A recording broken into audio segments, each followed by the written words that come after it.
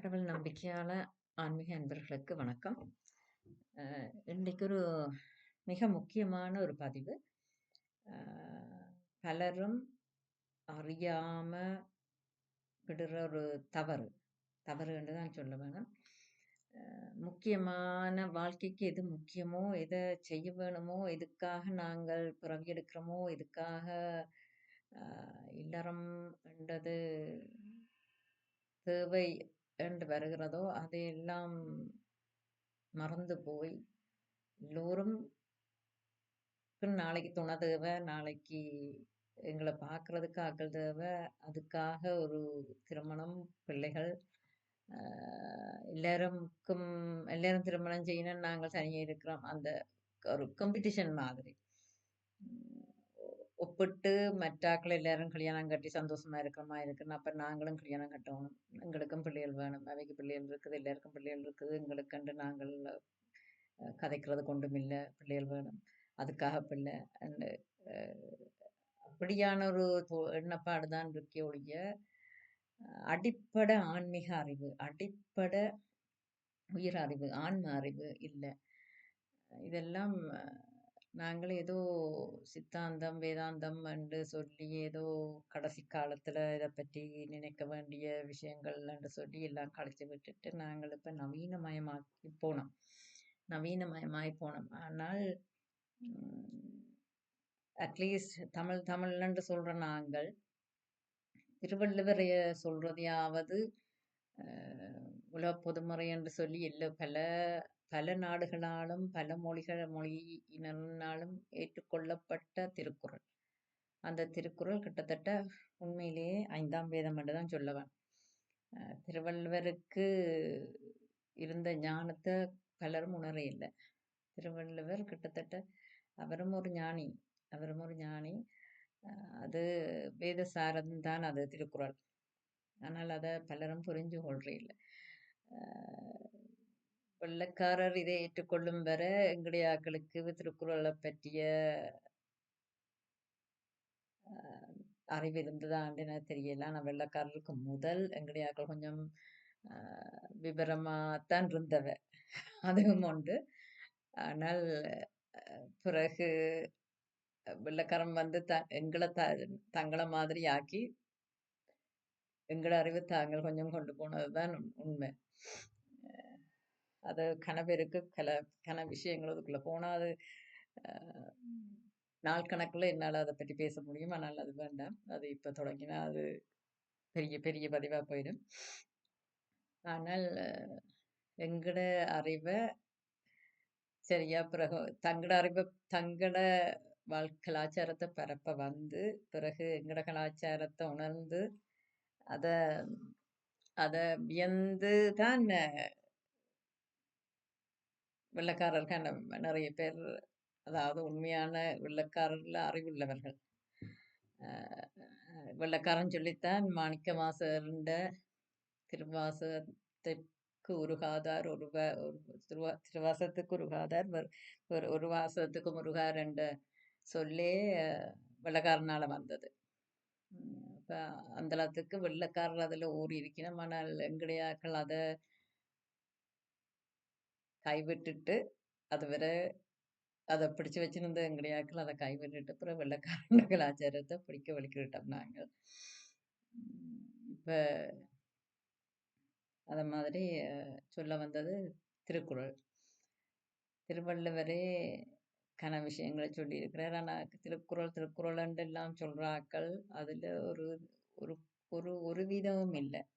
அதை மட்டும்தான் பிடிச்சு கொண்டு தொங்கினமே ஒழிய இந்த திருக்குறளை படிச்சாலே எப்படி வாழணும், எங்களுக்கு நீண்ட காலத்துக்கு தேவையான விஷயங்கள் என்னன்றது அதுல இருக்கு. சரி, அதை விட முக்கியமா நாங்க செய்ய வேண்டியது திருமணம் என்றதும் சந்ததி விருத்தி என்றதும் எல்லாமே எல்லாமே திருக்குறளே ஆரம்பிக்கிறார் அவர். அகர முதல எழுத்தெல்லாம் ஆதி பகவன் முதற்றே உலகு என்று கடவுள் வணக்கத்தோடு தான் திருக்குறளையே அவர் ஆரம்பிக்கிறார். அந்த குறள்கள் எல்லாத்தையும் நாங்கள் வெளிநாட்டு கலாச்சாரத்துக்கு மாறினா பிறகு வெளிநாட்டவர்கள் அதை படிச்சு அதை வியந்திருக்கிறார்கள்டா இந்த அளவுக்கு திருக்குறள் ஒரு பெரிய விஷயம்ன்றது எங்கடியாக்களுக்கு இன்று வரை புரியுதில்லை. இன்று வரை புரியுதில்லை. படிச்சு பட்டம் பெறதுலயே நாங்கள் மும்முரமா இருக்கிறோமே ஒழிய அதுல போட்டி, அதுல திருப்தி. ஆனா அது நாளைக்கு எங்களுக்கு யாருக்காவது கை கொடுக்குமாண்டா? இல்ல, சந்ததிக்கும் கை கொடுக்காது. சரியா? இந்த இந்த ஒரு பிறவியில நீங்க வேணுமெண்டா எல்லாருமே வாழ்ந்துட்டு போலாம். ஆனால் அடுத்த பிறவிக்கு நாங்க என்ன கொண்டு போறோம்ன்றது தெரியாம இருக்கிறோம். இது ஒரு சாபக்கேடு. அது கலிகாலம். களி.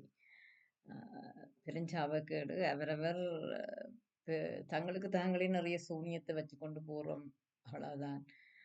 அதன் புரிதல் இல்லாம நீத்தார் கடன். நீத்தார் கடன் என்றே ஒரு தனி சாப்டர் வச்சிருக்கிற திருக்குறள்ல திருவள்ளுவர். அதுக்கு மிக முக்கியத்துவம் கொடுத்தது காரணம் நாங்க வந்து பிறக்கிறதே பிறவி எடுக்கிறதே எங்கட பிறவியலை கடந்து கழிச்சு நாங்கள் கடவுளை அடைகிறது தான். இதெல்லாம் ஏதோ 60 வயசுக்கு பிறகு கதைக்கிற ஒரு பேச்சுன்னு தான் கனவேர் நினைச்சு கொண்டிருக்கணும். என்ன பாதி சாமியார் என்று நிற்கலாம். ஆக இந்த நான் இப்ப இல்லை. சின்னன்ல இருந்து எனக்கு ஆன்மீக தாகம் நிறைய இருந்தது. ஆனால் அது தெளிவடைஞ்சது இப்ப ஒழிய.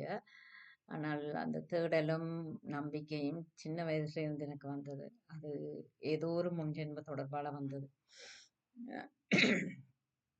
அது எனக்கு பெருங்கொடை என்றுதான் நான் இப்ப மட்டும் நினைக்கிறது.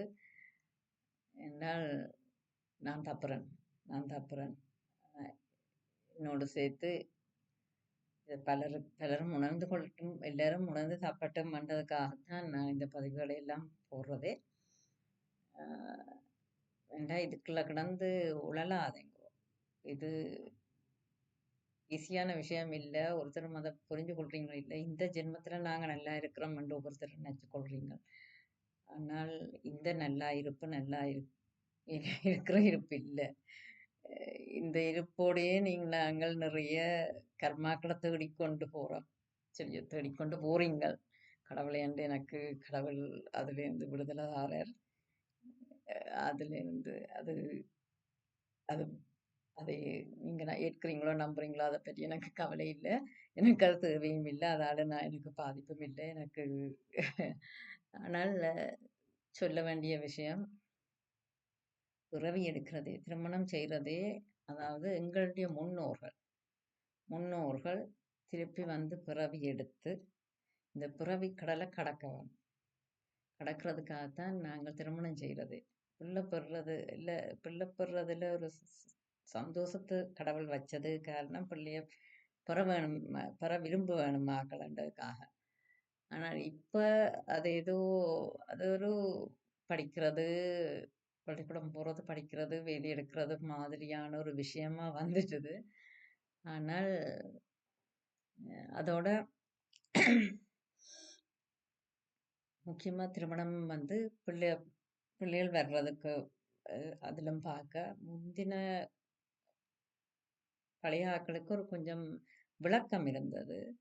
அதாவது ஆம்பளை பிள்ளை பிறக்கணும். இப்பவும் இருக்குது. ஆனா இப்ப ஆம்பளை பிள்ளை பிறறது வந்து ஒன்று பொம்பளை பிள்ளையில பெற்றா அப்படியோ அடத்த வைக்க, அதாவது எப்பவும் அது ஒரு பெரிய சுமை, கடன் என்றுதான் எல்லாரும் நினைக்கிறார்கள்.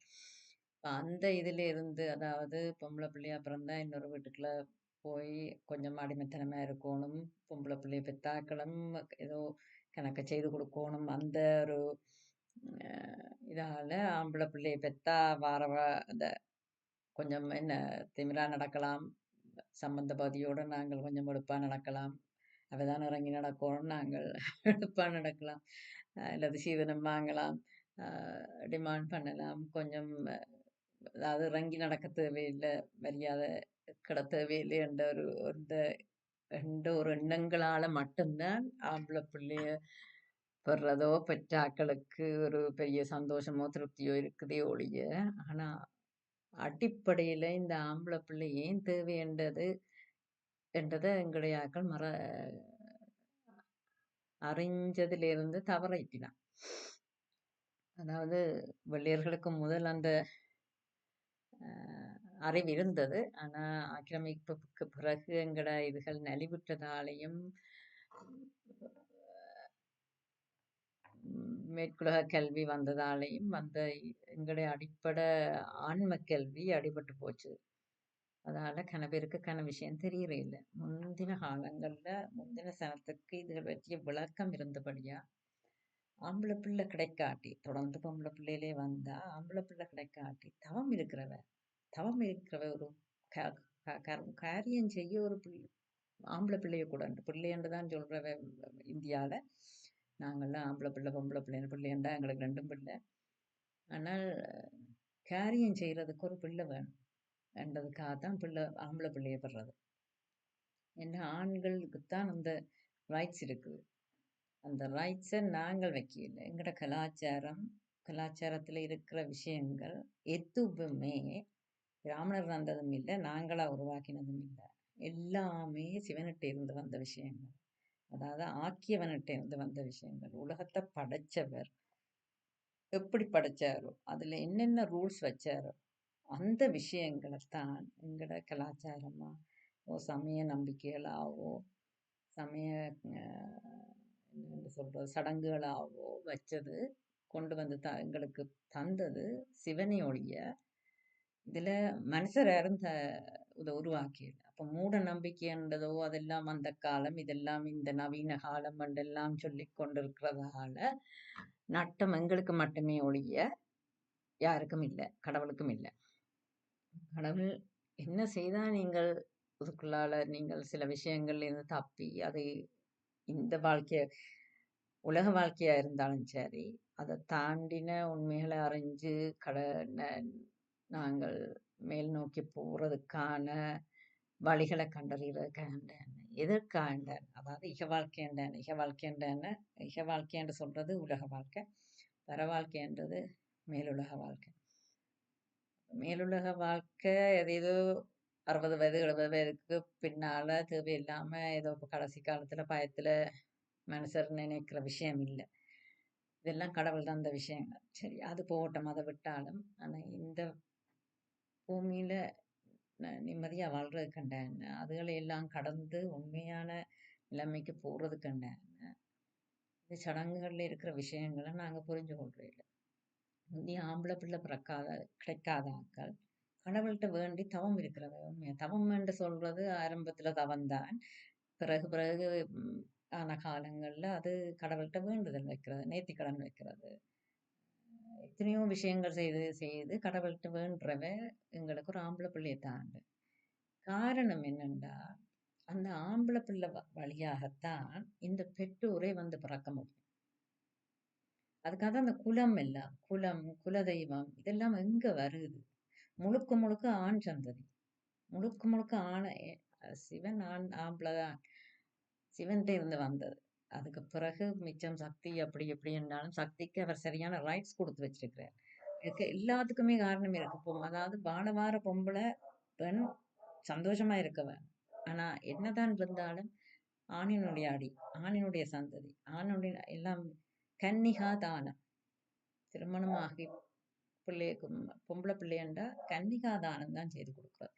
அதாவது அந்த பெற்றோர் பெண்ணை பெற்றோர் இன்னொரு குடும்பத்துக்கு தன் பிள்ளைய மகளை கன்னிகாதானம் மாப்பிள்ளைய தானம் கொடுக்குறீங்க. கன்னிகாதானம், அந்த கன்னிகாதானம் என்னத்துக்காக அந்த ஆண் ஆண் ஆண் சந்ததிய பெறதுக்காக. சரியோ? ஏன்னா ஆண் சந்ததி மூலமா தான் இந்த பிறவியை கடக்க முடியும். பிறந்து நாங்கள் அதுல எங்களுக்கு புரிதல்கள் ஏற்பட்டுத்தான் நாங்கள் இந்த பிறவியை கடக்க முடியும். அந்த பிறவியை கடக்கிறதுக்கு நாங்க வந்து பிறக்க வேணும், பிறவி எடுக்கணும். எத்தனையோ பிறவி மணிவாசகர் திருவாசகத்துல சொல்றார், சிவபுராணத்துல என்னத்தை சொல்றார்? எத்தனையோ பிறவி புல்லாகி பூடாகி புழுவாகி மரமாகி பல்விருகமாகி பறவையாய் பாம்பாகி கல்லாய் மனிதராய் பேயாய் கணங்களாய் எல்லா பிறப்பும் பிறந்திழத்தேன், அதாவது முனிவராய் தேவராய் அசுரராய் எல்லா பிறப்பும் பிறந்திழத்தேன் என்று தான் சொல்றேன். சரியா? மனிதராய் தேவராய். அப்ப அத்தனை பிறவிகளும் எடுத்து பிறந்ததுன்றதுல மனித பிறவியிலான் அதிகமாக, அதாவது மனித பிறவி இல்லாத மிருகங்கள் கூட முக்தி அடைஞ்சிருக்கு, அது வேற கதை. அது விளக் விளக்கத்தால முக்தி அடைஞ்ச இல்லை, அது பூர்வ ஜென்ம இதுகளால வாரது. ஆனா மனித பிறவியின் மூலமாகத்தான் நாங்கள் ஞானத்தை அடைய முடியும். மனிதனா பிறந்த பிறகு நாயா பிறக்கிற ஆக்களும் உண்டு. சரியோ? அப்ப அப்படியான விஷயங்கள் நிலைமைகள்ல வரைக்கதான், அதாவது மனிதனா பிறந்து அந்த ஞானம் வந்தா பிறகு, ஞானம் அறிவு வாரது 6ஆம் அறிவு மனிதருக்கு மட்டும்தான். இப்ப மனிதனா பிறந்த 6ஆம் அறிவுல அந்த வந்த விஷயங்கள், தெரிஞ்ச விஷயங்கள் ஏதாவது ஒரு நாங்கள் செய்த பாவத்தால தான் பிறகு கீழ்பிறப்பா திருப்பி பிறக்கிறது. அப்படியான பிறவிகள் மட்டும்தான் அந்த கடவுளை கும்பிட்டு முக்தி அடைஞ்சது. மற்றபடி மனித பிறவிக்குத்தான் அந்த அரிது அரிது மானிடராத மானிடராத அரிது என்று ஔவையாரே சொல்லியிருக்கிறான். அப்ப பிறக்கிறதுக்கு அந்த சந்ததி நாங்க வந்து திருப்பி பிறந்து இந்த பிறவியை முடிக்கிறதுக்கு எங்களுக்கு ஒரு குடும்பம் வேணும். அந்த குடும்பம் இல்லாம காரணம், இப்ப ஒரே ஒரு ஒரு ஆம்பளை பிள்ளையும் ஒரு பொம்பளை பிள்ளையும் வேண்டா ஒரு பெற்றோருக்கு, அந்த ஆம்பளை பிள்ளை வழியாகத்தான் இந்த 2 தாயும் தகப்பனும் வந்து பிறக்க முடியும். பெண்ணை இன்னொரு குடும்பத்துக்கு கன்னிகாதானம் செய்து கொடுத்துட்டா, அந்த பெண் ஆரை கட்டி போறாவோ அந்த கணவனுடைய பெற்றோர், கணவனுடைய ஆண் சந்ததி, பெற்றோருடைய தாயும் வரும் என்ன கன்னிகா தானம் செய்து கொடுத்தபடியால் அந்த தாய்க்கும் அந்த சந்ததியில தான் இனி பிறப்பு. ஆனா அதுக்காக அந்த தாயின் சகோதரங்கள் யாருமே அந்த குடும்பத்துக்குள்ள போய் பிறக்கல. இப்ப எனக்குண்டா எந்த கணவருடைய முன்னோர்கள் தான் எனக்கு பிள்ளைகளா வந்து பிறக்கிறது. என்னுடைய பிறந்த குடும்பத்து முன்னோர்கள் யாருமே எனக்கு பிள்ளைகளாக வந்து பிறக்க முடியாது. என்ன கன்னிகாதானம் கொடுத்துட்டா எனக்கும் என்னுடைய குடும்பத்துக்கும் அந்த வேற உறவுகள் இனி இல்லை. அது பிறந்த அந்த பழைய அந்த பற்றும் பாசமும் ஒழிய வேறு எந்த தொடர்பும் இனி வரப்போறதில்லை, தொடரப்போறதில்லை. தொடரப்போற ஒரே ஒரு உறவு கணவர் மூலமாக, கணவரின் முன்னோர்கள் தான் எங்களுக்கு பிள்ளைகளா வந்தே பிறக்கிறது. அப்ப நான் வேணுமெண்டா எந்த பிள்ளைகளுக்கு வந்து பிறக்கலாமே ஒழிய எந்த சகோதரங்களோ, எந்த தாய் தகப்பனோ, எந்த முன்னோர்களோ, என்னுடைய குடும்பத்து முன்னோர்களோ எந்த குடும்பத்துக்கு வந்து பிறக்கலா, எந்த பிள்ளைகளுக்கு வந்து பிறக்கலா, என்ற சந்ததியில வந்து பிறக்கலா. காரணம் இங்கே இருக்கிற ஒரு குலம், அந்த குலத்து முன்னோர்கள், அதாவது ஆண் சந்ததி தான் எப்பவுமே ஆணாதிக்கம்தான். அதுக்கு காரணம் சிவன் ஆணா இருக்கிற வழிய அவர் அதை அப்படித்தான் படைச்சு வச்சிருக்கிறார். அந்த இதை அவர் விட்டு கொடுக்க யாருண்டன்னு நாங்கள் எங்களுக்கே அந்த குணம் இருக்குது. என்ன இதை செய்தாலும் நாங்கள் எங்களுடைய ஒரு முத்திரையை பதிக்க வலிக்கிடுவோம். அதே மாதிரி அது அவர் வகுத்த வீதி, அதை மாத்த இயலாது, அதை யாரும் மாத்த இயலாது. ஆணும் பெண்ணும் சமன் இல்லை. சரி, ஆனா பெண்ணை மதிக்க வேணும். ஏன்டா பெண் தான் அந்த சந்ததியை உருவாக்க போறா. பெண்ணுடைய உணர்வுகள் சந்தோஷமானதாக நல்லதாக இருந்தா மட்டும்தான் அந்த சந்ததி சரியான விதத்துல தலைக்கும். அப்ப இப்ப வார பெண்ணை நீங்க உங்களுக்கு தானமா வாங்கிட்டீங்க, வாங்கிட்டு அந்த பெண் உங்களோட சந்ததியை வளர்க்கறதுக்காக வந்த பெண். அப்ப அந்த பெண்ணை சரியா வச்சு பராமரிக்க வேண்டியதும் தங்களோட, அதாவது உரிய கௌரவத்தையும் உரிய மதிப்பையும் உரிய விதமாக நடத்தப்படுவதும் மிக மிக முக்கியம். அதுவும் உண்டு. சரி, என்னதான் தானம் கொடுத்தோன்னா தானம் கொடுத்த மாடு மாதிரி பாவிக்க இயலாது, அது வேற. ஆனா அந்த அந்த அந்த கொடுக்கப்பட்ட பெண்ணுடைய குடும்பத்தவருக்கு இந்த குடும்பத்துல இனி கணக்கா இடம் இல்லை. அதுதான் நான் சொல்ல வர விஷயம். அப்ப ஆம்பளை பிள்ளை மூலமா மட்டும்தான், அதாவது ஆண் சந்ததி. அப்ப ஆண் சந்ததி இப்ப எந்த கணவனோட முன்னோர்கள், அதாவது என்ற கணவனுடைய ஜோதிடத்தின் படியுமே அப்படித்தான். பிள்ளை என்றது தந்தையினுடைய தந்தை தான். அதாவது ஒருவனுக்கு பிறக்க போகும் பிள்ளை வந்து தந்தையினுடைய தந்தையாத்தான் இருக்கிறது ஜாதகத்தின்படி. இப்ப நான் முந்தி நினைக்கிறேன், நான் ஆரம்பத்துல நான் ஜாதகம் படிக்க தொடங்கியிருக்க, ஜோதிடம் படிக்க தொடங்கியிருக்க நான் நினைச்சது அப்ப எனக்கு பிறந்தது இவற்றை அப்பாண்டே அப்பாவா எന്റെ அப்பாண்டே அப்பாவா എന്റെ ജാതകത്തിനുപടി അത് എന്റെ അപ്പാന്റെ അപ്പ ഇവറ്റ ജാതകത്തിനുപടി അവറ്റ അപ്പാന്റെ അപ്പ അപ്പൊ ഇത് ആരുണ്ട് அதுலயும் எந்த மகன் மூத்தவன் சரியா எന്റെ அப்பா போல அப்ப நான் யோசிக்கிறேன் அப்ப எന്റെ அப்பாண்ட அப்பா தான் வந்திருக்கிறார் என்ற எனக்கு அப்பா வரைக்கும் இல்ல போயிட்டு அவர் தான் மகனா பிறந்திருக்கிறான்னு தான் நான் இதுவரையில நினைச்சது ஆனா இந்த வருஷம் எனக்கு கன விஷயங்கள் அதை நான் இந்தியாவுல நான் தரிசிக்க வேண்டிய ஒரு கோயிலுக்கு போய் வந்ததாலேயோ என்னவோ தெரியாது சொல்றவே அந்த உண்மையான பக்தி உள்ள ஆக்களுக்கு இல்லையன்ற உண்மையான பக்தி உள்ள ஆக்களுக்கு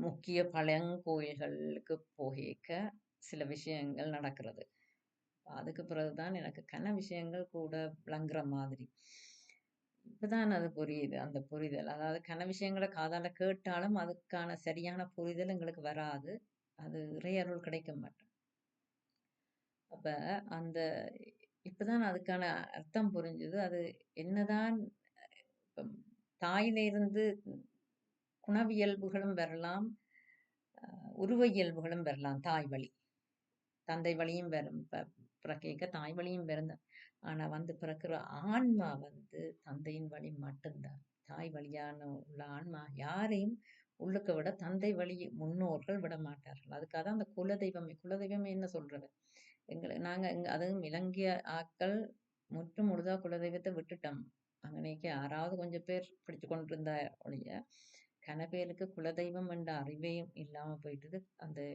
விளக்கம் விவரம் தெரியாது தனியா சும்மா எங்களோட நோமல் கடவுள்களை கும்பிட்டா சரி குலதெய்வம் என்றதே தெரியும் இந்த குலதெய்வம் என்றதான் ஆண் சந்ததியின் குலதெய்வம் ஒழிய பெண் சந்ததியின் குலதெய்வம் இல்லை நான் கல்யாணம் கட்டும் மட்டும்தான் எனக்கு என்னுடைய தந்தையாக்கள்ன்ற குலதெய்வம் அதுவும் தந்தையின் பக்கத்தால வார குலதெய்வம் ஒழிய என்னுடைய தாயின் பக்கத்தால வார குலதெய்வம் இல்லை தாய்க்கு குலதெய்வம் வந்து தாய் திருமணமாக மட்டும்தான் தாயின் தந்தை வழி குலதெய்வம் திருமணம் ஆயிட்டால் திருமணமாகி போன குடும்பத்தின் அந்த ஆண் சந்ததியின் குலதெய்வம் மாறோ அதுதான் குலதெய்வம் அது குலதெய்வம் என்று என்ன சொல்றது அந்த குல விளக்கத்தை விளங்கி அதாவது இப்ப எல்லாம் சகோதரங்களுக்குள்ள சண்டை பிரச்சனைகள் போட்டி பொறாமை அந்த காலத்துல கூட்டு குடும்பம் ஏன் தெரியுமா கூட்டு குடும்பத்துல யார் இருக்கிறது பொம்பளை பிள்ளைகள் கல்யாணம் கட்டி அந்த கூட்டு குடும்பத்துல இருக்கிற இல்ல ஆம்பளை பிள்ளைகள் அத்தனை ஒரு குடும்பத்துல இருக்கிற அத்தனை ஆம்பளை பிள்ளைகளும் கல்யாணம் கட்டினா அத்தனை ஆம்பளை பிள்ளைகள்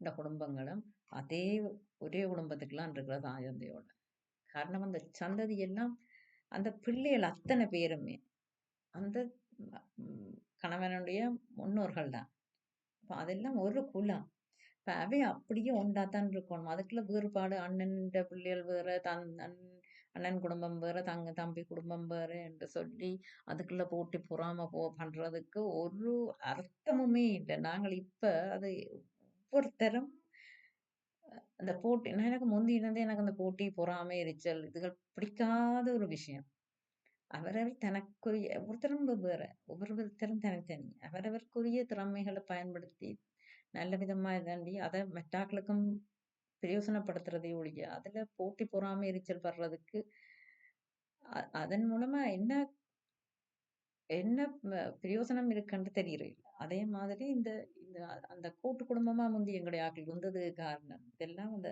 மேற்குலக வாழ்க்கை முறை எங்களுக்கு எடுத்து வச்சுட்டுது அதால எல்லாருமே கல்யாணம் கட்டினா கணவன் மனைவி அவன்ற பிள்ளைகள் மட்டும்தான் அது ஒரு தனிச்ச இது அப்படி இல்லை அப்படி இருக்க முடியாது என்றால் அந்த குலதெய்வம் என்ற ஆரண்டா அந்த குலத்தை விளங்கினார் அந்த குலம் எல்லாரும் ஒற்றுமையா இருந்தா தான் அந்த குலம் தழைச்சு எல்லாருமே எல்லா ஆன்மாவுமே அந்த குலத்துல வந்துதிக்கிற அத்தனை ஆன்மாவுமே பிறந்து உழைஞ்சு பிறவியா கடலை கடக்கிறதுக்கு ஒவ்வொரு முறையும் கர்மாவால செய்த புண்ணியம் பாவத்துக்கு ஏற்ப அனுபவிச்சு அதை நாங்கள் அதிலேருந்து விடுபட்டு திருப்பி நாங்கள் இதிலேருந்து விடுதலை அடைஞ்சு கடவுள்கிட்ட போறதுக்கான ஒரு வழிமுறை அதுல ஒற்றுமையா இருந்துதான் இந்த பிறவிக்கடல்ல இருந்து நாங்கள் வெளியேறலாம் என்றதை உணர்ந்த ஒரு ஆள்தான் அந்த அந்த சந்ததியில அத சரியா உணர்ந்த ஒரு ஆள். அதாவது கிட்டத்தட்ட ஞானம் அடைஞ்ச ஆள். அந்த ஆளுக்கு தான் விளங்கும் இந்த குடும்ப ஒற்றுமை. அதாவது ஆண் ஆண் சந்ததியின் ஆண் குழந்தைகள், ஆண் சந்ததியின் ஒற்றுமை. ஒற்றுமையா இருந்து ஆளுக்காள் உதவியா இருந்து வாழ்ந்தாதான் அந்த கர்மாக்களை பாவ கர்மாக்களை சேர்க்காம நல்ல விதத்துல வாழ்ந்து எல்லாரும் ஆளாளுக்கு உதவி செய்து அந்த ஆன்மாக்கள் அதுல அந்த பிறந்து அதாவது ஞானத்தை ஓரளவு கடைஞ்சு வெளி விரைவில் இந்த பிறவியிலிருந்து வெளிக்கலாம். இப்படி போட்டி பொறாமை என்ற ஆளையால் கெடுத்து வாழ்ந்தால் அது சந்ததிக்கே தொடரப்போகுது. அது அந்த இப்போ ஒரு ஆள் வெற்றி பெறலாம். அது அந்த அந்த பிறவியில நீங்க நீங்க வேணுமெண்டா ஒரு ஆள் கொஞ்சம் அப்பாவியா இருக்கலாம். ஒரு ஆள் கொஞ்சம் திறமைசாலியா, சூழ்ச்சியாளரா இருக்கலாம். கெட்டிக்காரனா இருக்கலாம். அப்ப ஆளையாள் கெடுத்து, ஒரு ஆள கெடுத்து, ஒரு ஆள் நல்லா வாழ்ந்துட்டோம், நாங்கள் தண்டிட்டோம், அவைய வெளுத்தி போட்டோம்ன்ட்டு நீங்க ஆனா அது அந்த கர்மா, கர்மா. அது அடுத்த பிறவியில வரப்போகுது. வந்து யார வெளுத்துச்சுனமோ அது மற்ற ஆள் மாறி வெளுக்கும். அப்ப நெடுக இருந்து உழல போறீங்க. எல்லாரும் உழந்து உழந்து இப்ப இதுக்கு முடிவு என்ன? ஆனா உண்மையா அறிஞ்ச ஆள் என்ன செய்யும்? அது அந்த ஆள் தான் அந்த பழைய காலங்கள்ல அந்த குடும்ப ஒற்றுமைக்கும், யார் யாருக்கு யார்ல பிழையோ அவைய திருத்தியும், தண்டிக்கிறதண்டு இல்ல. என்ன எல்லாருமே உறவுகள். இப்ப தண்டிக்கிறதண்டு இல்ல. அப்ப அவைய திருத்தியும், அவையவைக்கு புரிய வச்சு, குடும்ப ஒற்றுமையை ஏற்படுத்தின. அப்படி குடும்ப ஒற்றுமைக்கு காரணமான இப்ப கிட்டத்தட்ட ஜமீன்தார் மாதிரி இப்ப இந்த பழைய படங்கள்ல வர அந்த சட்ட இது மாதிரி தான் அது குடும்பங்களுக்குள்ள. அப்ப அப்படி யார் இருந்துச்சுனமோ அவையத்தான் கடைசியா குலதெய்வமா ஏற்று வழிபடுறவை. அவை செத்தா பிறகு அவைதான் அந்த குடும்பத்தை கட்டி காத்து பிரச்சனைகள் வராம ஒற்றுமையாக்கி எல்லாரும் நல்லா இருக்கணும், ஒற்றுமையா இருக்கணும். இது இது நாங்கள் வாழ்றது இந்த மாயையில வாழ்ந்து அதுல வெற்றி பெற்று அதுல பெருமைப்பட்டு ஒன்றும் காண போறதில்ல. அப்ப பிறக்கிறது நாங்கள் இந்த பிறவி கடலை கடக்கிறதுக்காக. அப்ப அதுக்கு தேவையான அதாவது தேவைக்கு ஏத்த மாதிரி நீட்ஸ் நாட் போன்ஸ். அப்ப தேவைக்கு ஏத்த மாதிரி அதுக்கேத்த மாதிரி ஆளாளுக்கு உதவி அதுக்கு நாங்கள் அந்த வாழ்க்கையை கொண்டு செலுத்தி போறதால எங்களுக்கு நன்மையை ஒழிய போட்டி பொறாமையால 2 பக்கமுமே ஒரு ஆள் தாழ்ந்தாலும் அப்புறம் அடுத்த முறை அத மற்றாள் கர்மாவ வண்டி கட்ட போகுது. அப்ப திருப்பி திருப்பி செய்து கொண்டிருக்கிறதால யாருக்கு நட்டம்? திருப்பி திருப்பி நாங்க தான் பிறந்து கஷ்டப்பட போறோம். அப்ப யாருண்ட ஒருத்தனை கெடுத்து ஒருத்தன் வாழ்றான்டா அவன் திருப்பி அத அனுபவிக்க போறான்ன்றதுதான் அர்த்தம். சரியோ இந்த ஜென்மத்துல நடக்காது. கதான் தெய்வ அரசன் அன்று கொள்வான், தெய்வம் நின்று கொள்ளும் என்று சொல்றவன். இந்த கர்மாவில எவ்வரும் தப்ப முடியாது, எவ்வரும் தப்ப முடியாது. சரியா? எப்ப தப்ப முடியுமெண்டா மன சுத்தமா வரணும். சரியா? அடுத்தவைய கெடுக்கிற எண்ணம் விடக்கூடாது. அப்படின்னு அதாவது மனமது செம்மையானால் மந்திரம் ஜபிக்க வேண்டாம்ன்ற மாதிரி. அதுக்கு காரணம் என்ன? மந்திரம் தேவையில்லையாண்டா. அப்ப மந்திர சித்தியால தான் இந்த சித்தர்கள் உருவானார்கள். ஆனா அது கஷ்டப்பட்டு செய்ய வேணும். ஆனால் அது கூடி தேவையில்லை. எப்ப என்ன மனம் சுத்தமா இருந்துட்டேன். அப்ப எப்போ ஒருவர் நல்ல குணத்தோட நல்ல இதோட இருந்து அது மட்டும் போதாது. கடவுளையும் முறுக்கி பிடிச்சா கடவுள் நம்பிக்கை மனச்சுத்தம் வந்தாலே கடவுள் வந்துடுவார். அது அடுத்த விஷயம். கடவுள் எங்கள்கிட்ட வரணும்னா நாங்கள் நல்லவர்களாக இருந்தாலே அவருக்கு பிடிக்கும். சத்தியம் சிவம் சுந்தரம் என்றதுக்காகத்தான் சொல்றது. அது வேத வாக்கு, வேதத்துல வந்த வாக்கு. சத்தியம் சிவம் சிவம் சுந்தரம். அது அந்த மாதிரி நாங்கள் இந்தளத்துக்கு நல்லவர்களாக இருக்கிறோமோ உங்களோட மனம் சுத்தமா இருந்தா அடுத்தவை கெடுக்காம இன்னும் அடுத்தவைக்கு கஷ்டப்படுற ஆக்களுக்காக பரிதாபப்பட்டு எங்களால முடிஞ்ச உதவிகளை செய்து ஏதண்ட அப்படியான ஆக்களுக்கு வேணுமெண்டா அந்த பழைய கர்மாக்களை கடவுளே அதாவது சில நேரங்கள் நாங்களே செய்கிற நாங்கள் தான் எங்களுக்கு பிடிச்ச ஆக்களுக்கு நல்லா எங்களுக்கு பிடிச்சிட்டுதுண்டா அவன் சில விஷயங்கள் எல்லாத்தையும் நாங்கள் விட்டுருவோம் என்ன. அதே மாதிரி அவரே அந்த கர்மாக்களை கழிச்சு விட்டுருவார். சரி அப்படியான நிலைமையில மட்டும்தான் எங்களால தப்ப முடியும். இல்லைன்னு சொன்னா அவர் அந்தந்த கர்மாவை அனுபவிச்சே தான் தீர வேணும். அனுபவிச்சே தான் தீரும். என்ன பண்ணியா நாங்கள் செய்ய வேண்டிய மிக முக்கிய ஒரு விஷயம், நாங்கள் விட்ட ஒரு மிக முக்கிய விஷயம் ஒன்று, இந்த மாமியார் மருமகள் கொடுமைகள். சரியா? இதெல்லாம் அந்த மாமியாருக்கு எங்க எப்ப தொடங்கிச்சது? கலியால தொடங்கி இருக்கலாம்ன்றதுதான் என்ற எண்ணம். என்ன கலியில கலிக்கு முதலே ராமாயண காலத்துல இருந்து இருக்குது. கிருஷ்ண காலத்துல இருந்தும் இருக்குது. ஆனால் அடிப்படை உண்மைய நாங்க புரிஞ்சு கொள்ள அந்த மாமியாருக்கு உலங்கையில வார மருமகளை கொடுமைப்படுத்தி போட்டு, அந்த மருமகள் வயித்து பிறந்த மகன் மூலமாகத்தான் தானே வந்து பிறக்க வேண்டிய அப்ப கொடுத்ததை திருப்பி வந்து வாங்க வேண்டி வரும். சரியோ அதான் அந்த கர்மா வந்து இப்படித்தான் கனெக்ட் ஆகுறது. சரியா? நாங்கள் யாருக்கும் கொடுத்துட்டு கெட்டித்தனமா நான் அவளை அடிமைப்படுத்தி போட்டேன். நான் பெருசு நீ கீழேண்டு ஆட்களை கெடுத்து வாழ்ந்துட்டு ஒருத்தர் அப்ப இல்லாது அப்ப மாமியார் கொடுமை என்றாலும் அதே மாமியார் பிறகு அது இன்னொரு விஷயம். இப்பதான் பிள்ளைகளோட எண்ணிக்கை குறைஞ்சிட்டு, அந்த காலத்துல எல்லாம் நிறைய பிள்ளைகள், அப்ப நிறைய ஆம்பளை பிள்ளைகள், நிறைய பொம்பளை பிள்ளைகள். அதுக்காகத்தான் முந்தியெல்லாம் சொல்றேன், தாப்பன் செத்தா மூத்த பிள்ளை கொள்ளி வைக்கிறது, கொள்ளி வைக்கணும். தாய் செத்தா கடைசி பிள்ளை கொள்ளி வைக்கிறேன். ஏன்னா தாப்பன் செத்தா மூத்த பிள்ளை தான் கொள்ளி வைக்கணும். ஏன்னா அந்த மூத்த பிள்ளை தான் தொடர்ந்து அந்த தாப்பனுக்கு காரியம் செய்து வரணும். காரணம், அந்த தாப்பன் அந்த மூத்த பிள்ளை என்ற சந்ததியெல்லாம் வந்து பிறப்பார். இந்த ஆம்பளைகள் அப்படித்தான். ஆம்பளைகளுக்கு தங்களுக்கு முதல் முதல் கிடைச்ச காரியம் செய்ய கிடைச்ச ஆம்பளை பிள்ளை. அப்ப அதெல்லாம் கூட பற்றி வச்சிருப்பேன். தாய்க்கு எப்பவும் கடைசி பிள்ளையில் ஒரு பாசமும் இருக்கும். அதே நேரம் தாய்க்கு எப்படியோ பொம்பளைகள தான். அப்ப ஆம்பளைகள் தான் முன்னுக்கு வந்து பிறக்க தாண்டிடும். அப்ப பொம்பளைகள இது அது இந்த பொம்பளை வேறொரு குடும்பத்தில இருந்து சந்ததியில இருந்து வந்த பொம்பளைங்க. அப்ப அதுக்கு கடைசி பிள்ளைக்கு தான் அந்த சான்ஸும் இருக்கு. கடைசி பிள்ளையும் அதை விட்டு கொடுக்கும் என்றால், தாய்க்கும் எப்பவும் கடைசி பிள்ளை ஒரு குழந்தை பிள்ளையா இருக்கிறபடியா, கடைசி பிள்ளை தான் கடைசியா குழந்தையா இருக்கிறோம். அப்ப அந்த பாசமும் இருக்கும். அதே நேரம் கடைசி பிள்ளைக்கும் தாயில பாசம் இருக்கும். அப்ப அந்த சந்ததியில தான் அங்க வந்து பிறக்கிறதுக்கு சந்தர்ப்பம் இருக்கு. அப்படி ஆனா இப்ப இருக்கிற இதுகளுக்கு 1, 2 பிள்ளைகள் தான். சின்ன ஒரு பிள்ளை. அப்ப மருமகளை கொடுமைப்படுத்தி போட்டு, அந்த மருமகள் வழி பேத்தியாத்தான் அவ வந்து பிறக்க பேத்தியாவோ, பேரனாவோ.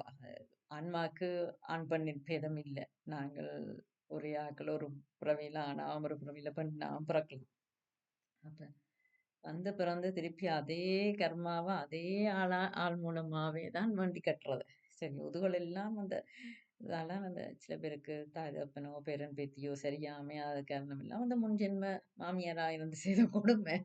சரியா? அப்ப இது எங்கட சந்ததி. நாங்கள் எங்களுக்கென்று கடவுள் தந்திருக்கிற ஒரு குடும்ப அமைப்பு. அதுல நாங்கள் உறவுகள ஒற்றுமையாகி பலப்படுத்த வேணுமே தவிர, அ அதே நேரம் இந்த நாத்தனார் கொடுமைன்றது, அதாவது மச்சாள்காரி கணவன்ட அது அதான் விளக்கம் இல்ல. அதனாலங்க அப்ப தாய் தகப்பனும் கூட மகளுக்கு கொடுக்குற உரிமைகள மருமகளுக்கு குடுக்குறே இல்ல. மகனுக்கே குடுக்குறே இல்ல சில நேரம். அதெல்லாம் சரியான தப்பு என்னன்னா, மகள நீங்க கன்னிகாதானம் செய்து குடுத்துட்டா, அந்த மகளண்ட வலிக்கும் அந்த மகளுக்கு நீங்க உதவி அளவுக்கு மீறி தலையில தூக்கி வச்சாடி, அந்த மகளோட சந்ததியில நீங்க வந்து பிறக்க போறதில்ல. நீங்க வந்து பிறக்க போறது மகனண்ட வழி, அதாவது மருமகள் வழி சந்ததியில மட்டும்தான். அப்ப மருமகள கல்யாணம் கட்டி குடுத்துட்டா, மகள அங்க விட்டுடுங்க. மருமகள தான் நீங்க அணைச்சு வச்சிருக்கோணும். இல்ல மருமகளால உங்களுக்கு இனி அடுத்த பிறவியல் வரப்போகுது. சரிங்க. இப்ப மருமகளுக்கு நீங்க செய்ற கொடுமைய நீங்க நீங்க தான் அடுத்த பிறவி அதான் அந்த தாய் தகப்பன் செய்ற பாவமும், புண்ணியம் சந்ததிக்குன்னு சொல்றது. என்னன்னு சந்ததிக்கு போகுது? சந்ததிக்குண்டா, சந்ததிக்கு யாரோ செய்த பாவ புண்ணியங்கள யாரும் அனுபவிக்கிறே இல்ல. யாரோ இப்ப நான் கொடுமைப்படுத்தினா எந்த மருமகள நான் கொடுமைப்படுத்தினேன். நான் வந்து திருப்பி பிறக்கிறேன்னா, அந்த மருமகள்ட்ட பேத்தியா வந்து பிறக்கோணும். அல்லது மருமகள்ட்ட வேலைக்கு செத்து போனேன்டா மருமகளுக்கு பிள்ளையா வந்து பிறக்கும். பிறகு என்ன? அப்ப நான் செய்தத அதே மருமகள் எனக்கு திருப்பி செய்யுமே நான் பிறந்தோம். அதுதான் அந்த பிறகு எங்களுக்கு அந்த சில பேரோட குடும்பத்துக்குள்ளேயே சில பேரோட ஒத்து வராம போறது காரணம். அப்ப சந்ததி கண்டா என்னண்டு நானே குடுத்து போட்டு நானே தான் வந்து அனுபவிக்க போறேன். அப்ப அது அதால தான் அந்த சொல்வடைய வந்தது. என்னன்னு கேட்டா, தாய் தகப்பன் செய்த பாவ புண்ணியங்கள் சந்ததிக்கன்று. அப்ப பிள்ளைகளின் வழி வந்து பிள்ளைகள் மூலமா திருப்பி அனுபவிப்போம். நாங்கள் நாங்கள் செய்த எந்த பாவங்களும் கடத்தப்படும். ஜோதிடத்திலையும் அப்படியே சாட்டின்படி மகனா அந்த பிள்ளைகள மகனோ மகளோ அது ஆன்மாக்கு எந்த வித இதுவும் இல்லாத நாங்க செய்த கர்மாவை பொறுத்துத்தான் நாங்கள் ஆணாகவும் பெண்ணாகவும் பிறக்கிறதே தவிர ஒரு ஆண் தொடர்ந்து ஆணா பிறக்கிறதும் இல்லை, ஒரு பெண் தொடர்ந்து பெண்ணா. ஆனா அந்த ஆனா அந்த ஒவ்வொரு பிறவியிலையும் நாங்கள் என்ன என்ன விஷயங்களை, எந்த ஞானங்களை, எந்த அறிவை நாங்க வளர்த்தெடுக்கிறோமோ அது அந்த ஆன்மால பதிஞ்சு அடுத்த பிறவிக்கு வேற.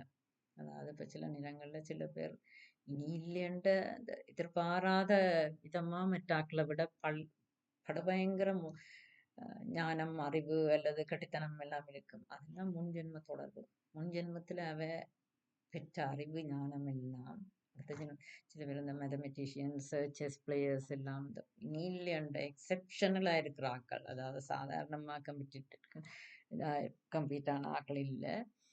எக்ஸெப்ஷனலா 9 வயதுல பிஹெச்டி முடிக்கிறது, 9 வயதுல டிகிரி முடிக்கிறது, அந்த அந்த கேட்டகரி எல்லாம். மற்றது ராமானுஜர் இந்தியாவில் கணித மேதன் ராமானுஜர் எல்லாம் அது முன்ஜென்ம. நான் யோசிக்கிறது அவர் ஏதாவது ஒரு ரிஷியா இருந்திருக்க கூடும் அந்த நேரத்துக்கு. அதாவது அப்படி தான் நடக்கிறது.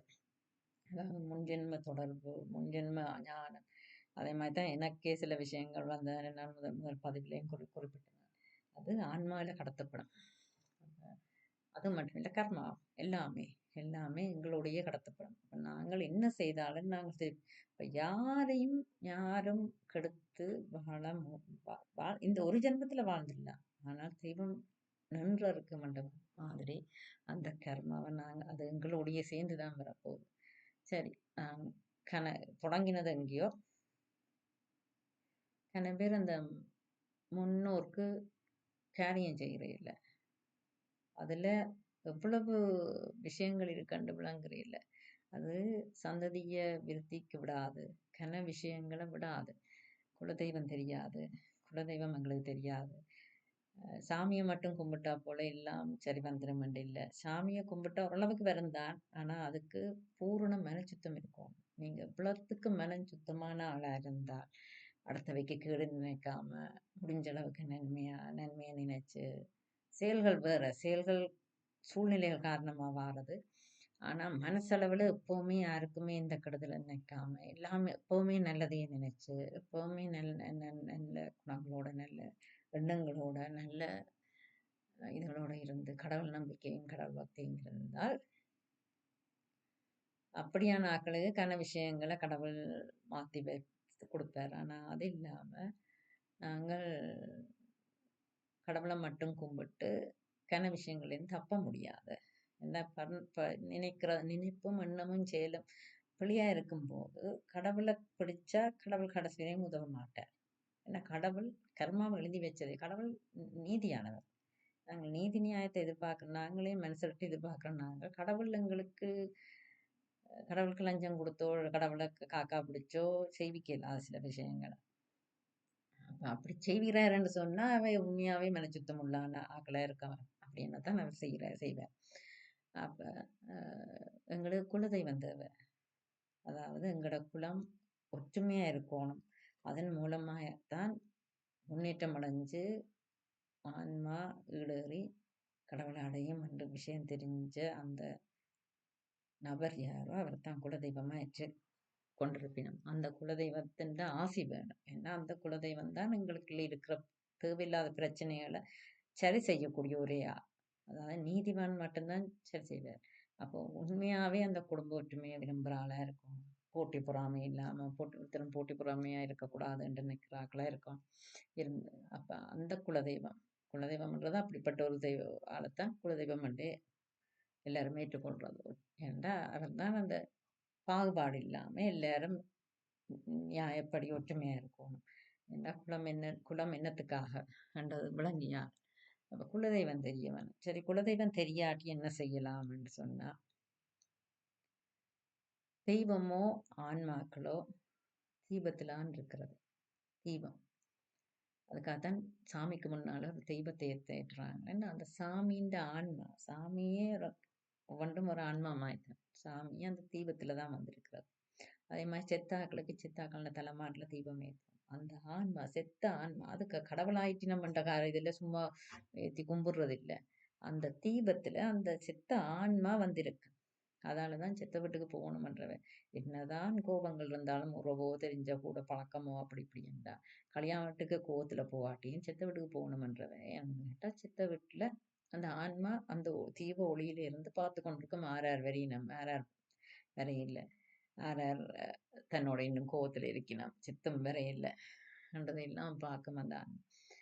அப்ப அந்த தீபம் என்றது மழுதிரி இல்லை. எங்களுக்கு எண்ணெய் நெய் விளக்கு எண்ணெய் விளக்கு எண்ணெய் அதாவது தேங்காய் எண்ணெய் நல்லெண்ணெய் அதிகமாக நாங்கள் பாவிக்கிற 2 எண்ணெய் நல்லெண்ணெய் நெய் 2 தான் பொதுவாக பாவிக்கிறது. ஒன்றில் நல்லெண்ணெய் இல்லை நெய் விளக்குக்கு பாவிக்கிற எண்ணெய்கள். இப்போ எல்லாம் பஞ்சதீப எண்ணெய் எல்லாம் கணக்கு கலவைகளோட அதெல்லாம் பயன்படுத்தக்கூடாது. தனியாக நல்லெண்ணெய் ஒன்று அல்லது நெய் நெய் கொஞ்சம் குளிருக்கு உறைஞ்சிடும். நல்லெண்ணெய் எப்பவுமே ஓகே. அப்போ வாசல்ல என்ற குலதெய்வம் உள்ளுக்க வரையிலாது. காரணம் சாமி இருக்கு முள்ளுக்க. நாங்கள் சாமி வச்சு வழிபடுறபடியா குலதெய்வம் என்றது எங்களில ஒரு முன்னோரியாக தவிர உண்மையான தெய்வம் இல்லை. அதாவது குடும்ப ஒற்றுமைக்காக பாடுபட்ட ஒரு ஆள் தான் குலதெய்வம். அதிகமாக பிராமணர்களுக்கு சில பேருக்கு குலதெய்வம் அநேகமா அந்த பெருந்தெய்வங்கள்ல ஒரு ஆளாகவும் இருக்கலாம். அப்படியான பட்சத்துல தவிர பொதுவான எல்லாருக்குமே குலதெய்வம் என்றது அவையின் குலத்துல வந்த ஒரு முன்னோரே தவிர அவன் முக்தி அடைஞ்சிருக்கலாம் அல்லது முக்திக்கு நிலைக்கு கிட்ட வந்திருக்கலாமே தவிர முக்தி அடைஞ்சவே என்று சொல்லி இல்லாத. அப்ப முக்தி அடையாத யாரையுமே நாங்கள் சாமி இருக்கிற இடத்துல அந்த ஆன்மா உள்ளுக்க வர இல்லாது. எங்களுக்கு சாமியும் தேவை. அந்த சாமி தான் எங்களை உயர்த்த வேண்டியது. ஆனால் குலதெய்வம் தேவை. குலதெய்வத்தின் அருள் இருந்தால் தான் நாங்கள் ஒற்றுமையாக சில விஷயங்களை செய்து கர்மாக்களை கழிக்கலாம்.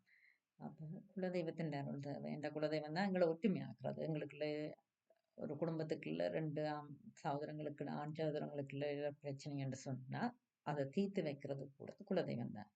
இல்லையென்றால் இன்னும் நீங்க பிரச்சனைப்பட்டு தாண்டி ஆளையாள் கெடுத்து அந்த சந்ததி கனகாலமா கஷ்டப்பட்டு பிறந்து கொண்டிருக்கோம். இந்த பிறவி லேசில முடியாது. இப்ப அதுக்காகத்தான் குலதெய்வத்தை பிடிச்சா இவன் பிரச்சனையில குலதெய்வம் சரியான விதத்துல தீர்த்து வைக்கும். குலதெய்வம் தேவை. அந்த குலதெய்வத்தை எப்படி நீங்க கண்டுபிடிக்க சில பேருக்கு தெரியாதுன்னா எப்படி கண்டுபிடிக்கிறது? அங்க போய் கும்பிடுறது ஒன்றும் தவிர இப்ப சாமி நாங்கள் எல்லாரும் கோயிலுக்கு பெரிய பெரிய கோயிலுக்கெல்லாம் போகணும் இல்லாம வீட்டை கும்பிடுறோம். என்ன கோயிலுக்குத்தான் கோயில்ல மட்டும்தான் சாமி என்று சொல்லி நாங்க விட்டு வைக்கல. நாங்க வீட்லயும் சாமியை வச்சு கும்பிடுறோம். அதே மாதிரி சாமிக்கு ஒரு உருவம் தெரியும். ஆனா குலதெய்வத்துக்கு எங்களுக்கு உருவம் தெரியாத. அப்ப தெரியாம விடுபட்ட ஒரு விஷயத்த நாங்க பிடிக்கிறோம்டா ஒவ்வொரு தரம் வீட்டு வாசல்ல 2 பக்கம் எப்பவுமே 2 தீபம் ஏத்தணும் என்றது. ஏண்டா அது ஆண் பெண் சக்தியை குறிக்கிறது. ஒரு நாளும் சிவனே தனிச்சிருப்பார் அம்பாளோட தான். அப்ப அந்த எப்பவுமே அதுக்காகத்தான் மங்களகரம். சிவன் தான் சிவனே என்று இருந்துட்டு இருக்கலாம், சக்தியை உருவாக்காம விட்டுருக்கலாம். ஏன்னா அது மங்களகரம். அது எல்லா தெய்வங்களுமே அநேகமா பிள்ளையாரை தவிர எல்லாருமே ஜோடியோடான் இருக்கணும். அது ஒரு மங்களகரம். 2 பேரும் சேர்ந்து இருக்கிறது என்றது மங்களகரம். அதுக்காகத்தான் திருமணமே ஒரு மங்களம். அப்ப பிள்ளையாருக்கும் சித்தி புத்தி என்று இருக்குது. ஆனா தனி பிள்ளையார் இருக்கிறார், அது வேற. அப்ப வாசல்ல 2 பக்கம் 2 தீபத்தை ஏத்தினாலே அது குலதெய்வத்துக்கு சமம். அது ஏத்தி வச்சாலே நாங்க குலதெய்வத்தை மனதில் நினைச்சுக்கொண்டு நீ யாருன்னு தெரியாது என்று நினைச்சுக்கொண்டு இதை ஏத்தி வச்சாலே அந்த குலதெய்வம் அந்த தீபத்துல இருக்கா. அதுதான் அவ்வளவுதான் வேலை. அப்ப அந்த குலதெய்வத்தை வேண்டினாலே கன விஷயங்கள் சரியாகும். எங்களோட பிரச்சனைகள் கன விஷயங்கள். மற்றது முன்னோருக்கு திதி செய்யணும். திதி அமாவாசை நாங்களாம் ஆடி அமாவாசையெல்லாம் விரதம் இருந்து போட்டு கோயிலுக்கு போட்டு வரதோ ஏதோ அதோட முடிச்சு போடுவோம். அப்படி இல்லை. ஐயரை கூப்பிட்டு முறைப்படி செய்யணும். முறைப்படி செய்தாதான் பல செய்தாலே எங்களோட வாழ்க்கையில் இருக்கிற பல பிரச்சனைகள் தீரும். பல பிரச்சனைகள் தீரும். கன பேர் அதுகளை விட்டுடுறது. அதெல்லாம் இப்ப இந்த இதெல்லாம் ஒன்றும் இல்லை. வெளிநாட்டுக்காரன் செய்யறானாண்ட வெளிநாட்டுக்காரன் செய்யாதபடியத்தான் கன பேர் வாழ்க்கை முறைகள் பிழைச்சா அந்த வாழ்க்கை முறைகளை நாங்களும் பின்பற்றி கொண்டிருக்கிறோம். அது ஏதோ அப்படித்தான் ஆக்கள் இல்லை. அவையிலையும் பின்பற்றாக்கள் இருக்கணும். அவையிலையும் சடங்குகள் இருக்குது. சரியும். ஆனா சரியா குறைஞ்சிட்டது. ஆனா பின்பற்றாக்களும் இருக்கணும். ஆனா அவையின் சடங்குகள் வேற, அவையின் இதுகள் வேற. அதுகள் தொடர்புகள நான் இப்ப பேச விரும்பல. எல்லாமே எல்லாமே கன விஷயங்களோட தொடர்புடையது. அப்ப முன்னோர்களுக்கான குடும்பங்களுக்குள்ள இருக்கிற பிரச்சனைகள், சண்டைகள், ஆ துன்பங்களுக்கு காரணம் முன்னோர்களுக்கு திதி செய்யாம இருக்கிறது தான் மெயின் காரணமா இருக்குது. கர்மா ஒரு பக்கம். ஆனா மெயின் காரணம் முன்னோர்களுக்கு திதி செய்து கொண்டு திதி செய்து அமாவாசை தராதுகள் இதுகளுக்கு தர்ப்பணங்கள்ன்றது அதுக்கு ஐயரை பிடிக்கணும். ஐயரை பிடிச்சு ஒழுங்கா வீட்டை கேட்டு செய்யலாம். கன இந்தியர்கள் அதிகமா வட இந்தியர்கள் தென்னிந்தியர்கள்லையும் ஓரளவுக்கு கடவுள் நம்பிக்கை இந்த விஷயங்கள் நம்பிக்கை இல்லாமல் செய்து கொண்டுதான் இருக்கிறான். பாதி பேர் படிப்பு டாக்டர் இன்ஜினியர் வந்தோடனே நாங்கள் இப்படியெல்லாம் வந்துட்டோம். இனிவுகள் எல்லாம் எல்லாம் பழைய பஞ்சாங்கத்தனம் என்று விட்டுட்டு இருக்கிறாக்களும் இருக்கு. ஆனா அது உடனே காட்டாது. பிள்ளைகளோட வாழ்க்கையில காட்டும். பிள்ளைகள் திருமணமாகிற நேரத்துல காட்டும். ஒன்றுமே தவற விடாது. நாங்கள் திதி இதுகள் செய்யறது முன்னோருக்கு என்னதான் உடம்ப விட்டாலும் அந்த ஆன்மாக்குன்ற ஒரு சின்ன சின்ன ஆன்மாவும் ஒரு அளவு சைஸ் ஆனது. ஆன்மாக்கு அளவில்லை. ஆன்மாண்டா சும்மா ஒன்றும் இல்லையென்று நிற்கிறதுக்கு இல்லை. சரியா? அதுக்கும் பசிதாகம் இருக்கின்றது.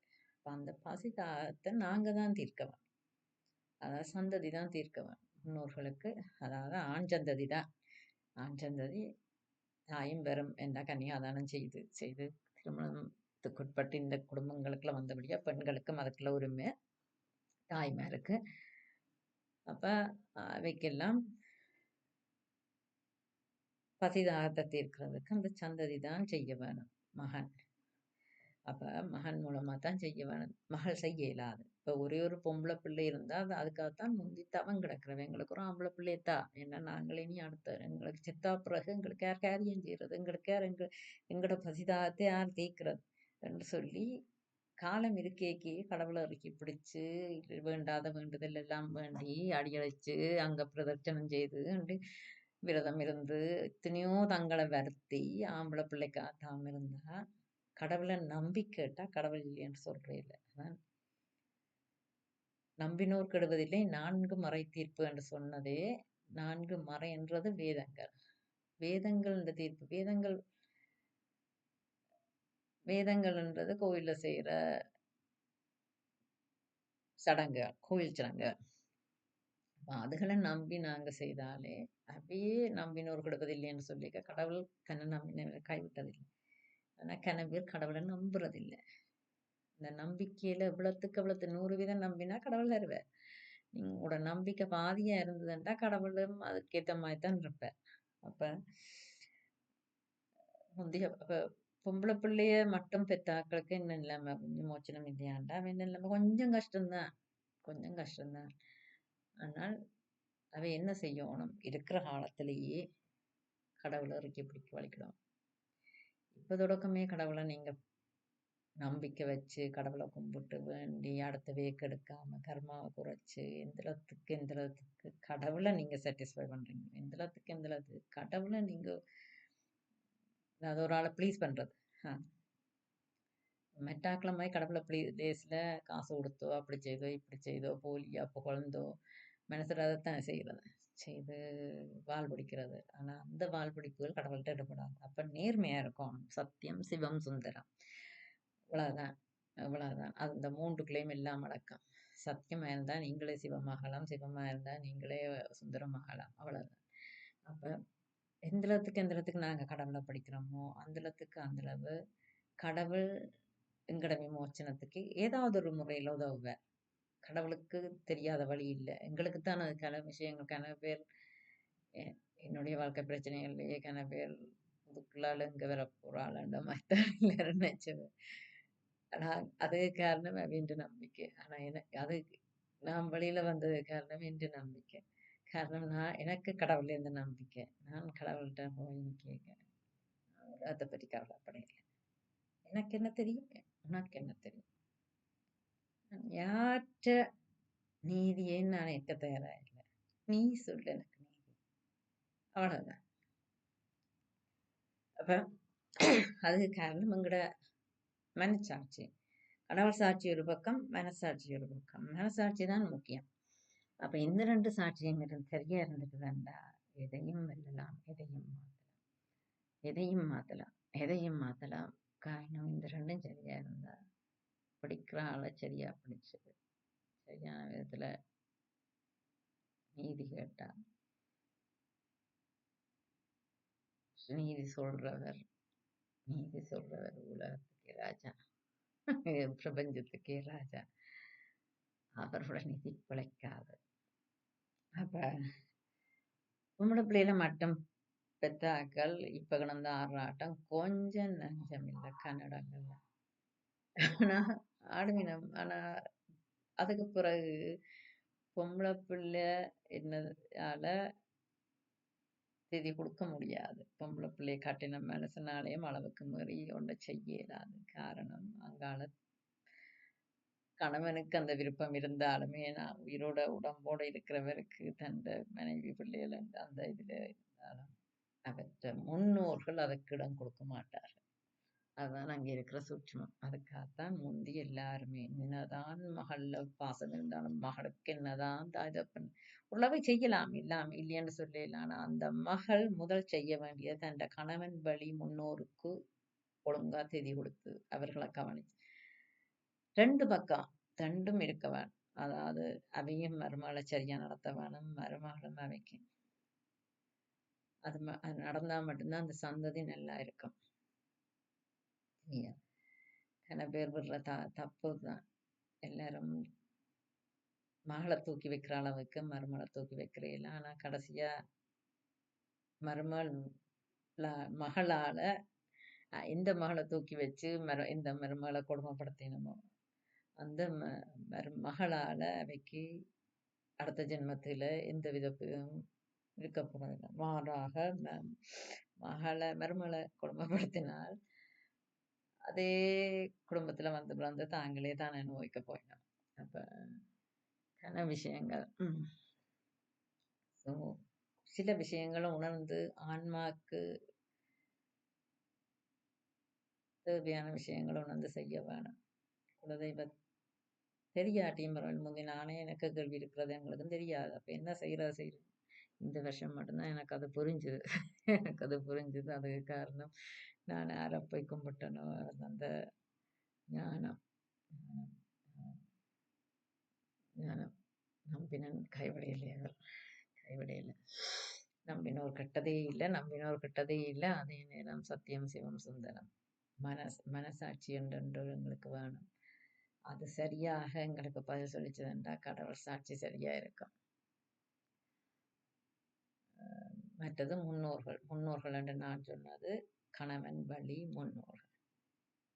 அவைக்கு நீங்கள் திதி செய்ய குடும்ப பிரச்சனைகள் எல்லாம் தீரும், குடும்பம் சுபிட்சமாகும். குலதெய்வம் முன்னோர்களுக்கான கடன் நீத்தார் கடன் அது செய்தால் அதே குடும்பத்துல கடவுளை எனக்கு இனி பிறவி இல்லாதபடியா நான் இனி என்ற பிள்ளைகளையோ யாரையோ நம்பி இல்லை. ஆனா எனக்கான கடமை நான் செய்ய வேணும் என்று எனக்கு என் கணவனுடைய முன்னோர்களைத்தான் நான் பிள்ளைகளா பெற்று வச்சிருக்கிறேன். ஆனா கடவுளை என்று எனக்கு நீ யாரையும் நம்பி நான் இல்லை, நான் கடவுளர் மட்டும்தான் நம்பி இருக்கிறேன். ஆனாலும் எனக்கு தேவையில்லாட்டியும் என் பிள்ளைகளுக்கு நான் மட்டும்தான் தாய்.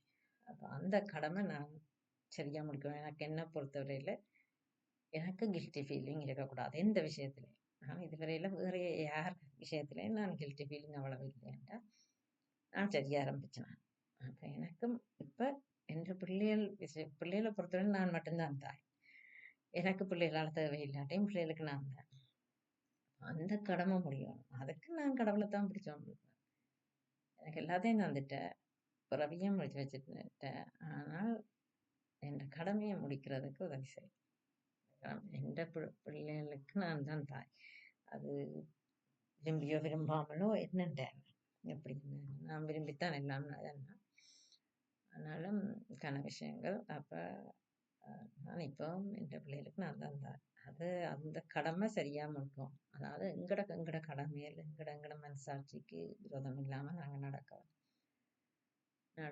அப்ப அதான் நீங்கள் யாருண்ட பிள்ளைகள் பேர் மகள்மாருக்கு கொடுக்குற இடத்த மகன்மாருக்கு கொடுக்குற இல்ல மருமகள் மகளுக்கு மகள் கல்யாணம் கட்டி போனாலும் மருமகள் கீழே வச்சிருக்கிறாரு. அதனால அதால எந்த வித பிரயோசனமும் இல்லை. அதே நேரம் மருமகளும் அநேகமான மருமகள் இங்கால தன்ற விட்டுட்டு அங்கால தான் பார்க்கறது. தான் பிறந்த குடும்பம் தான் பிறந்த குடும்பத்தை பார்த்து அந்த குடும்பத்துக்குள்ள இந்த மகள் போய் பிறக்க போறதில்லை.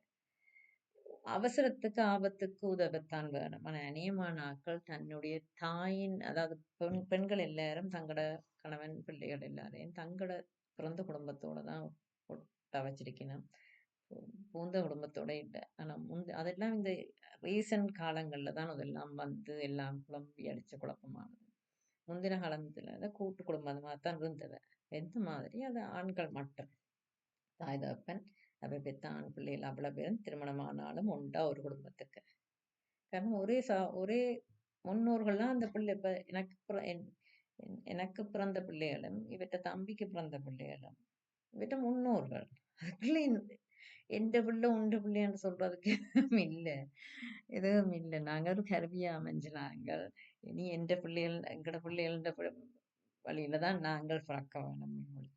அதோடைய ஆனா அதுல யாரும் எப்படியும் வந்திருக்கலாமே ஏதோ ஒரு விதமா. ஆனா அவற்ற முன்னோர்கள் தான் அவை எல்லாம் ஒரே ஆட்கள், ஒரே சொந்தம், அதுக்கு அதான் குலம். காதல் திருமணம் எல்லாம் சொல்றது அது அது வேற விஷயங்கள். அது முன்ஜென்ம தொடர்பு இல்லாம காதல் திருமணங்கள் அமைகிறதும் இல்லை. அதே நேரம் சில விஷயத்துல காதல் திருமணங்கள் ரெண்டு பக்கம் வேறுபாடுகள் இல்லாம நடக்கும்.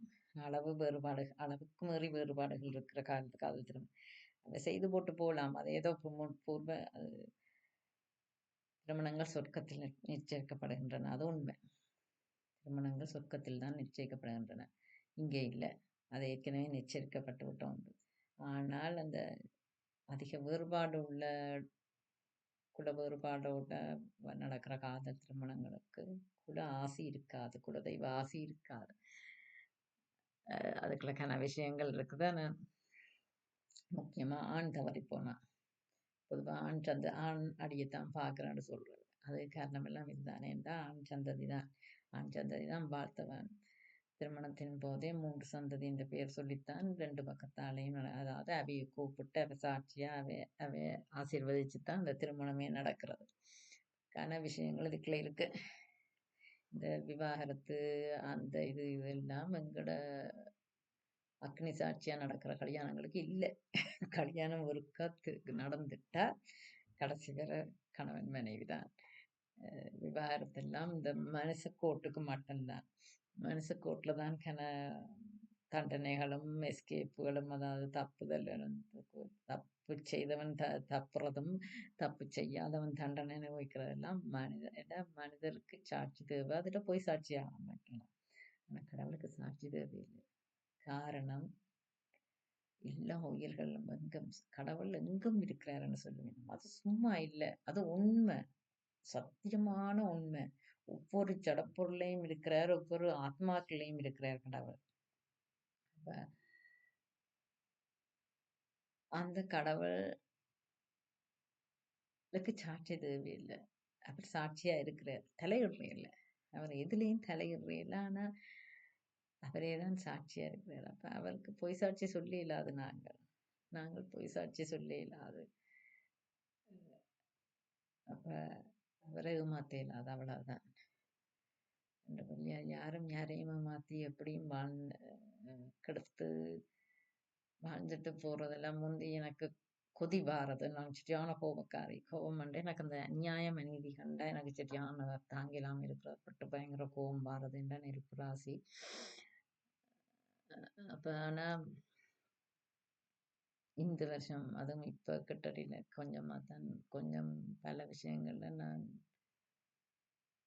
புரிதல். காரணம் யாரும் தப்ப முடியாது. செய்கிற வேலை நாங்க கோவப்பட்டு எங்களோட டென்ஷனையும் எங்களோட எங்களுக்கு தேவையே இல்லை. அது கர்மா தன் விஷயத்தை தானே செய்யும். செய்கிறார்கள் அதை அனுபவிச்சே தான் தீரப்போயிடும். சூனியம் தங்களுக்கு தாங்களே சூனியம் அடுத்தவை கெடுதல் செய்கிறாங்க. பேர்ல. முன்னுக்கு நீங்க செய்ய வேண்டிய ஒன்றே ஒன்று செய்ய வேண்டிய விஷயங்கள் நேர்மையா, நன்மையா, உண்மையா இருக்கிறது. அடுத்த வீக்கெடுத்து வாழ்ந்து நாங்கள் ஒன்றும் புடுங்கிக் கொண்டு போறதில்ல. நாளைக்கு உங்களோட பிள்ளைகள், பேரப்பிள்ளைகள் பேரப்பிள்ளைகள நீங்களே தான் பேரப்பிள்ளைகள், பேத்திய பூட்ட பிள்ளையெல்லாம் வந்து பிறந்து, அவ மூலமாக உங்களோட அது உங்களோட அடுத்த பிறவியில உங்களோட தாய் தகப்பனார், உங்களோட பேரப்பிள்ளைகளோ, உங்களோட பிள்ளைகளோ தான் இருக்க போகுது. விளைச்சத்தா இந்த இதுல பொறுத்தது. அப்ப அதுகளும் கவலைப்பட்டு, நீங்களும் கவலைப்பட்டு, அதெல்லாம் தேவையில்லாத விஷயங்கள். ஒன்று குலதெய்வத்தை பிடிங்கோ, கடவுளை பிடிங்கோ. அடுத்தது முன்னோருக்கான கடமைகள் பேர் செய்யற இல்லை. அதெல்லாம் இப்ப நாங்க நல்லா தானே இருக்கிறோம். பேர் அதை கதைக்க வலிக்கிட்டா சொல்றாக்கள் நான் கஷ்டப்பட்டவை தாங்கள் நல்லா இருக்கிறோம், நல்லா இருப்பீங்க. ஆனா காலம் மாறுறது. அதான் சொல்றேன், 30 வருஷத்துக்கு மேல நல்லா வாழ்ந்தவனும் கிடையாது, 30 வருஷத்துக்கு மேல கெட்டு போனவன் கிடையாது. அந்த 30 வருஷம் கொஞ்சம் கூட காலமா இருக்கிறதாலே எல்லாரும் கொஞ்சம் தினவெடுத்துறது அதுக்குள்ள. நாங்க நல்லா இருக்கிறோம், மற்றவைதான் அதாவது நல்லவேன்னு சொல்றவை கிடக்கு கஷ்டப்பட்டு கொண்டுதானே இருக்கிறோம். நாங்கள் நல்லா இருக்கிறோம்னு நினைச்சிடுறதான காலம் மாறும். அதாவது சுடல ஞானத்துக்கு போக வேண்டாம் யாரும். முன்னுக்கே விழிச்சு கொள்ளுங்க, முன்னுக்கே விழிச்சு கொள்ளுங்க. அது மட்டும்தான் என்னால் சொல்லக்கூடிய அட்வைஸ். பொம்பளை பிள்ளையில மட்டும் பெத்தாக்கள் கொஞ்சம் கர்மாக்களை குறைக்க ட்ரை பண்ணுங்க. அதிகமாக பொம்பளை பிள்ளையில தனியாக பெத்தாக்கள் ஆடுற ஆட்டம் கொஞ்சம் நஞ்சம் இல்லாமல் இருக்கிறது. அதில் குறைச்சு கொள்ளுங்க. என்றால் இந்த பிறவி முடிஞ்சா உங்களுக்கு ஒரு கதி இல்லை, உங்களுக்கு காரியம் செய்ய ஆக்கள் இல்லை, உங்களுக்கு திதி செய்ய ஆக்கள் இல்லை. நீங்க பசி தாகத்தால வாட போறீங்க. வாடினால் யாருக்கு? அப்ப யாரு உங்களுக்கு பார்க்கறது? அதுக்கு முதல்ல ஆனா எல்லாருக்கும் இல்லை, சில பேருக்கு அது கடைசி பிறவியாம இருக்கலாம். ஆனால் அதுக்கு நீங்க கடைசி பிறவியும் இருக்கலாம்.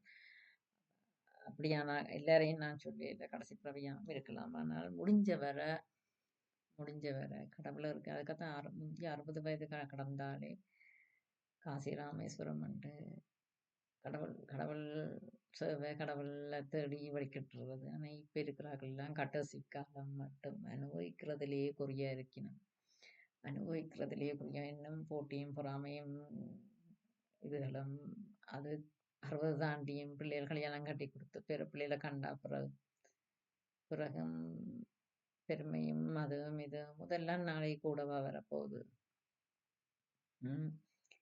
சாம்பர் ஆடலாம், பிறகு ஆன்மா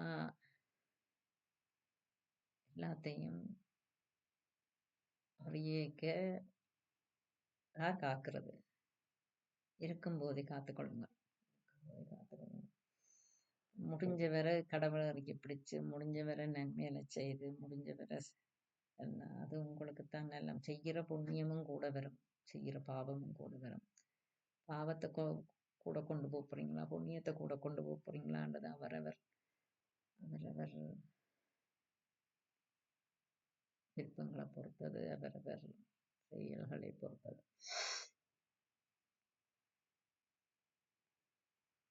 சொல்ல வந்ததை சொன்னேன். நன்றி, வணக்கம்.